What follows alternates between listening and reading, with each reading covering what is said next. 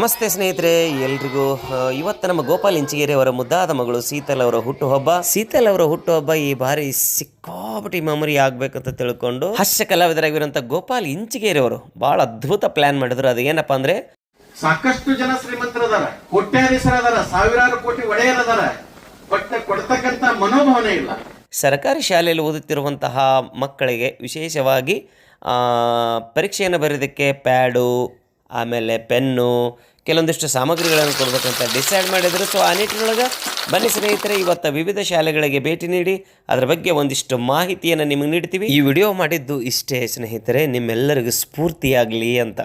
ಈ ರೀತಿ ಕಾರ್ಯಕ್ರಮವನ್ನು ಮಾಡಿಕೊಡುವುದರಿಂದ ನಮ್ಮಲ್ಲಿ ಸರ್ಕಾರಿ ಶಾಲೆಗಳಿರ್ತಕ್ಕಂಥ ಮಕ್ಕಳಿಗೂ ಸಹಿತ ಒಂದು ಚಿಕ್ಕದಾಗಿರ್ತಕ್ಕಂಥ ಸಹಾಯ. ಕರ್ನಾಟಕ ರಾಜ್ಯ ಪ್ರಾಥಮಿಕ ಶಾಲಾ ಶಿಕ್ಷಕರ ಸಂಘದ ಜಿಲ್ಲಾ ಕಾರ್ಯದರ್ಶಿಗಳಾಗಿ ಸೇವೆ ಸಲ್ಲಿಸಿರುವಂತಹ ನನ್ನ ಗುರುಗಳಾಗಿರುವಂತಹ ಜಗದೀಶ್ ಬೋಳ್ಸೂರ್ ಸರ್ ಅವರು ಮಾತನಾಡಿ, ಬಚ್ಚಿಟ್ಟುದು ಪರರಿಗೆ ಕೊಟ್ಟದ್ದು ಕೆಟ್ಟತನ ಬೇಡ, ಮುಂದೆ ಕಟ್ಟುವುದು ಬುತ್ತಿ ಸರ್ವಜ್ಞ. ಈ ಶೀತಲ್ ಅವರ ಜನ್ಮ ದಿನಾಚರಣೆ ಬಹಳಷ್ಟು ದೊಡ್ಡದಾಗಿರ್ತಕ್ಕಂಥದ್ದು ಮತ್ತು ಒಂದು ಸ್ಮರಣೀಯವಾಗಿರ್ಬೇಕಂತಕ್ಕಂಥ ಚಿಂತನೆ ಇಟ್ಟುಕೊಂಡು ಬಹಳಷ್ಟು ಶಾಲೆಗಳಿಗೆ ಸುಮಾರು ಸಾವಿರಾರು ಮಕ್ಕಳಿಗೆ ಒಂದು ನೆನಪಿಗಾಗಿ ಒಂದು ಟಿಕೆಟ್, ಒಂದು ಪೆನ್ನನ್ನು ಕೊಡ್ತಕ್ಕಂಥ ಕಾಣಿಕೆ ಬಹಳ ಕಡಿಮೆ ಅನಿಸಬಹುದು. ಬಟ್ ಅದನ್ನ ಕ್ರೋಢೀಕರಣ ಮಾಡಿದಾಗ, ಅದನ್ನ ನೋಡಿದಾಗ ಅದು ದೊಡ್ಡದಾಗಿರ್ತಕ್ಕಂಥ ಕಾಣಿಕೆ ಕಾಣ್ತದಂತಕ್ಕಂಥದ್ದು ಈ ಸಂದರ್ಭದಲ್ಲಿ ಹೇಳ್ತಾ, ನಮ್ಮ ಮಧ್ಯದಲ್ಲಿ ಮತ್ತು ನಮ್ಮ ಸುತ್ತಮುತ್ತಲಿನಲ್ಲಿ ನಮ್ಮ ನಾಡಿನಲ್ಲಿ ಸಾಕಷ್ಟು ಜನ ಶ್ರೀಮಂತರದಾರ, ಕೋಟ್ಯಾಧೀಶರದಾರ, ಸಾವಿರಾರು ಕೋಟಿ ಒಡೆಯರದಾರ, ಬಟ್ ಕೊಡ್ತಕ್ಕಂಥ ಮನೋಭಾವನೆ ಇಲ್ಲ.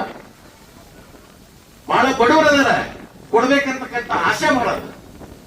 ಇದು ಇವತ್ತಿನ ಜಗತ್ತಿನ ಸ್ಥಿತಿಗತಿ. ಇಂಥದ ಮಧ್ಯದಲ್ಲಿ ಕೂಡ ನಮ್ಮ ಗೋಪಾಲ್ ಇಂಚಿಗೇರಿ ಅವರು ಮಧ್ಯಮ ವರ್ಗದಲ್ಲಿರ್ತಕ್ಕಂಥ, ಅತ್ಯಂತ ಕೆಳವರ್ಗದಲ್ಲಿ ಬಂದಿರತಕ್ಕಂಥ ಒಂದು ಕುಟುಂಬದಿಂದ ಬಂದಿರತಕ್ಕಂಥ ಒಬ್ಬ ವ್ಯಕ್ತಿ, ನಾವೇನಾದರೂ ನಮ್ಮ ಮಗಳ ಬರ್ತ್ಡೇ ಒಂದು ಅವಿಸ್ಮರಣೀಯ ಆಗಬೇಕು, ನನ್ನ ನೆತ್ತಲ್ಲಿರ್ತಕ್ಕಂಥ ಸಹಾಯವನ್ನು ಮಾಡ್ಬೇಕಂತಕ್ಕಂಥ ಈ ದೊಡ್ಡ ಗುಣ ಬಂದದಲ್ಲ, ನಾನು ವಿಶೇಷವಾಗಿ ಕಪ್ಪನಂಬರಿ ಶಾಲೆ ಮಕ್ಕಳ ಪರವಾಗಿ, ಊರಿನ ಪರವಾಗಿ ಅವರಿಗೆ ಅಭಿನಂದನೆ ಸಲ್ಲಿಸ್ತಾ ಇದ್ದೇನೆ. ಗೋಪಾಲ್ ಇಂಚಿಗೇರಿ, ಗೋಪಾಲ್ ಉಗರ್ ಅವರು ಉತ್ತರ ಕರ್ನಾಟಕದ ಎರಡು ಕಣ್ಣುಗಳಾಗಿ ಬೆಳೆದವರು. ಅಷ್ಟು ಈ ಹಾಸ್ಯ ಕಾರ್ಯಕ್ರಮಗಳನ್ನ ಕೊಟ್ಟಾರ, ನಿಮ್ಗೆ ಗೊತ್ತಿಲ್ಲ. ಹಾಗಂತ ಆ ದುಡಿಮೆಯನ್ನ ತಾವೇ ಇಟ್ಕೊಂಡಿಲ್ಲ. ನಾನ್ ನೋಡ್ತಕ್ಕಂಥದ್ದು, ಒಂದು ವರ್ಷ ಬಿಜಾಪುರದ ಕುಷ್ಠರೋಗಗಳೇನದಲ್ಲ, ಅವ್ರಿಗೆಲ್ಲ ಏನ್ ಸಾಮಾನು ಬೇಕೆಲ್ಲವನ್ನು ಕೊಟ್ರು. ಒಂದ್ಸಲ ಇಂಡಿ ಒಳಗೆ ಹೋಗಿ ಈ ಟೆಂಟ್ ನೊಳಗೆ ಇರ್ತಕ್ಕಂಥ ಕೆಲಸ ಮಾಡೋರು ಇರ್ತಾರ, ಟೆಂಟ್ ಹಾಕೊಂಡು ಬೈಲಿಗೆ ಇರ್ತಾರಲ್ಲ, ಅವ್ರಿಗೆ ಹೋಗಿ ಏನ್ ಸಾಮಾನು ಬೇಕು, ದಿನನಿತ್ಯ ಸಾಮಾನುಗಳು, ಒಂದು ತಿಂಗಳ ಅನುಷ್ಠ ಸಾಮಾನುಗಳನ್ನೆಲ್ಲ ಕೊಟ್ಟು ಅವರಿಗೆ ಮೇಲೆತ್ತುವಂತ ಕೆಲಸವನ್ನ ಮಾಡಿದ್ರು. ಅದ್ರ ಜೊತೆಗೆ ನಾನು ವಿಶೇಷವಾಗಿ